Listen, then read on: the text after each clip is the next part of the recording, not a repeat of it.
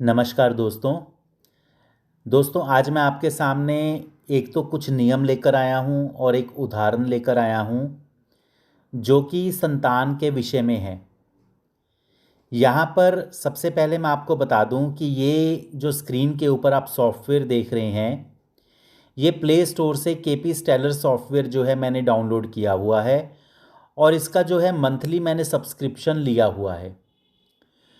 तो कई बार ऐसा होता है कि लैपटॉप साथ में नहीं होता, तो उसके बिना यदि हम बात करें तो मोबाइल के लिए बहुत बढ़िया सॉफ्टवेयर है ये केपी स्टेलर। तो आइए सबसे पहले तो आपको मैं ये बता दूं कि किसी महिला का मेरे को फ़ोन आया था। उनके पास उनका जन्म विवरण जो था नहीं था। उनकी शादी को 5-6 साल हो गए थे लेकिन संतान नहीं हुई थी। तो ऐसे में उन्होंने ये पूछा कि मेरे संतान का योग है या नहीं है या कब हो सकती है। तो ऐसे में उनसे मैंने हुरारी नंबर लिया और एक प्रक्रिया के तहत हुरारी नंबर जो है लिया गया। हुरारी नंबर उन्होंने 19 दिया। 1 से 249 के बीच में ये नंबर लिया जाता है और इसके लिए प्रक्रिया होती है, वो प्रक्रिया के द्वारा हुरारी नंबर लिया गया। तो सबसे पहले आपको मैं ये बता दूं कि संतान के लिए जो नियम होते हैं वो किस प्रकार से होते हैं। देखिए, जैसे कि हम ये जानते हैं कि यदि महिला की कुंडली है तो पंचम भाव जो होता है ये गर्भ का भाव होता है। गर्भ यानी कि कंसीव, यानी कि जो जिसमें बच्चे का एक तरह से बच्चा जो है उसका ग्रोथ होती है, पालन पोषण होता है। गर्भ 9 महीने तक माता गर्भ में बच्चे को रखती हैं। तो पंचम भाव जो होता है ये महिला के चार्ट में, महिला की जन्म कुंडली या प्रश्न कुंडली, पंचम भाव जो होता है मुख्य भाव होता है गर्भ का। संतान होने के बाद परिवार में एक मेंबर की बढ़ोतरी होती है, तो इसलिए दूसरा भाव जो होता है ये परिवार में वृद्धि का। और 11वां भाव जो होता है ये इच्छा पूर्ति का, यानी कि संतान की इच्छा पूर्ति। तो 2, 5, 11 भाव का जो कॉम्बिनेशन होता है ये संतान के जन्म और परिवार में एक मेंबर की वृद्धि और इच्छा पूर्ति का। अब इसके साथ ही यदि हम देखते हैं तो जो 2, 5, 11 भाव है इनके व्यय भाव जो हैं इनके विरोध देने वाले भाव होते हैं। जैसे दूसरा भाव आपको बताया परिवार का है, तो जो पहला भाव है वो परिवार का व्यय भाव हुआ। और जो 5वां भाव है संतान का, उसका व्यय भाव चौथा भाव है। और 11वें का व्यय भाव जो है वो दशम भाव है। अब यहाँ पर आपको ये भी बता दूं कि जो चौथा भाव होता है गर्भ का व्यय भाव होने से, तो संतान का ना होना, और इसके साथ ही यदि जो नियम है कि संतान के लिए हम पंचम भाव का उपनक्षत्र देखते हैं, तो पंचम भाव का उपनक्षत्र स्वामी 2, 5, 11, 2, 5, 11 भावों में से किसी का या अधिकतर का कार्येश हो तो संतान होने का प्रॉमिस होता है। और इन्हीं भावों के कार्येश ग्रहों की दशा, अंतर्दशा, प्रत्यंतर दशा में। लेकिन यदि पंचम भाव का उपनक्षत्र स्वामी मेष, मिथुन, सिंह और कन्या, पंचम भाव का उपनक्षत्र स्वामी मेष, मिथुन, सिंह, कन्या से किसी प्रकार से जुड़ा हो, तो मेष, मिथुन, सिंह, कन्या जो हैं ये बांझ राशियां होती हैं, बैरन साइन जिसे कहते हैं। तो संतान का ना होना या उसमें दिक्कत होना, ये स्थिति आती है। इसके अलावा पंचम भाव का उपनक्षत्र स्वामी यदि किसी प्रकार से मंगल या केतु के साथ संबंध बना रहा हो तो मिसकैरेज होने के चांसेस होते हैं। अब यहाँ पर इन्हीं नियमों के तहत यदि हम देखते हैं तो ये प्रश्न कुंडली होरारी नंबर 19 के द्वारा आई 28 नवंबर 2024 दोपहर के 2:11:43 लुधियाना में ये चार्ट जो है लिया गया। तो आइए सबसे पहले हम ये देखते हैं कि पंचम भाव का उपनक्षत्र स्वामी क्या दर्शा रहा है और उसके साथ ही चंद्रमा क्या स्थिति दर्शा रहा है, क्योंकि चंद्रमा जो होता है ये मन का कारक होता है। चंद्रमा जो होता है ये मन का कारक होता है। तो पहले हम चंद्रमा की स्थिति को देखते हैं। तो यहां पर आप देख सकते हैं कि चंद्रमा जो है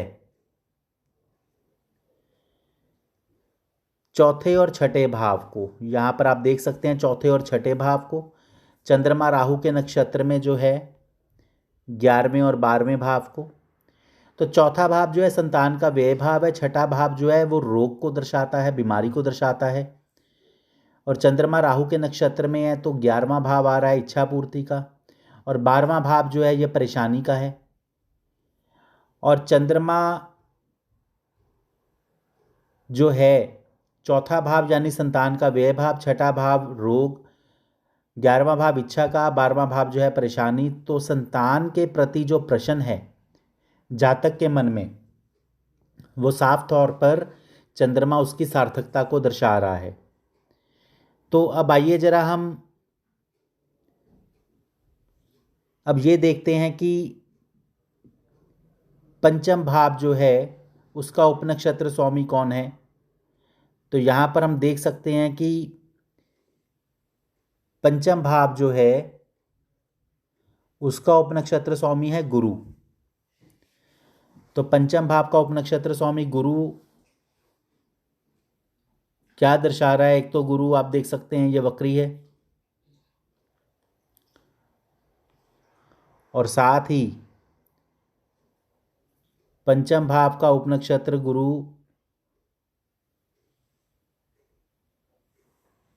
अब यहाँ पर आप देख सकते हैं कि गुरु एक तो अनटेनेंटेड है और साथ ही गुरु इन भावों का कार्येश है 1 4 9 8 12। तो इसमें आप देख सकते हैं 2 5 11 भाव तो नहीं आ रहे। लेकिन यदि हम और विस्तार से देखना चाहते हैं तो पंचम भाव का उपनक्षत्र गुरु क्या दर्शा रहा है वो हम देखेंगे।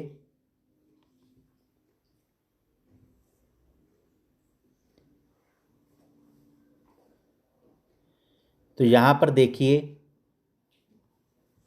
पंचम भाव का उपनक्षत्र जो है गुरु एक तो अनटेनेंटेड है, अनटेनेंटेड होकर पंचम भाव का उपनक्षत्र स्वामी है। लेकिन साथ ही देखिए गुरु जो है वो 1 9 12 भाव और मंगल के नक्षत्र में, मंगल के ही उपनक्षत्र में। तो मंगल के लिए मैंने जैसे कि बताया मिस कैरेज, और साथ ही 1 4 8 भाव। अब देखिए यहाँ पर जो चौथा भाव है एक तो ये 5वें भाव का व्यय भाव है, पहला भाव जो है दूसरे भाव का व्यय भाव है, 8वां भाव जो होता है ये रुकावट का होता है, और यहाँ तक कि 9वां भाव पिता का व्यय भाव होने से शुक्राणुओं की कमी।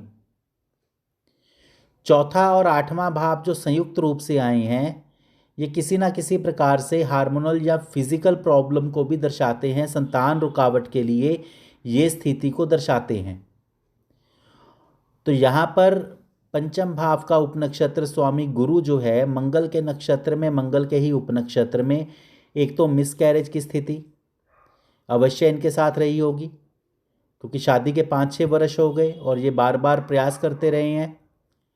दूसरा, अभी प्रश्न के हिसाब से यदि देखें तो पंचम भाव का उपनक्षत्र स्वामी गुरु 1 4 8 भावों का कार्येश है जो कि नेगेटिव है। लेकिन गुरु अनटेनेंटेड होकर यदि हम देखते हैं तो गुरु अनटेनेंटेड होकर